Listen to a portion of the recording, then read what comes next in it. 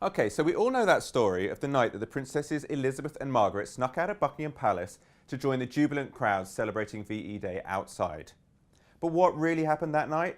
Well, you won't find out watching this film. When I asked young star Sarah Gadon, who plays the Princess Elizabeth, how much of it was really based on fact, she just smiled and said it's a historical fiction.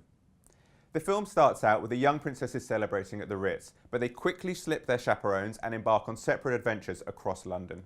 Belle Powley is wonderful as the giddy and girlish young Princess Margaret. She pretty much is very naive and ends up a bit drunk being wheelbarrowed across London after ending up in a brothel. It's nuts, but undeniably fun. Gadon has the far more difficult task of playing the sensible Elizabeth, desperate too for some fun and freedom, but already aware of all her looming responsibilities.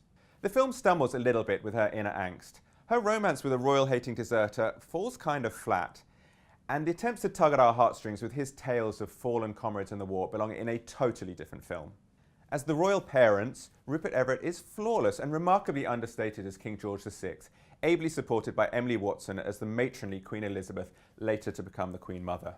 Some of the secondary characters almost veer into ludicrous allo accents and performances, and the whole thing is utterly preposterous and yet somehow preposterously fun. The film is at its best when we plunge into the revels, from Trafalgar Square to the Ritz to a knocking shop in Soho, as we dance amongst a nation finally freed from the horrors of the war in Europe. The film's a little uneven, but it's never dull and it definitely makes you smile.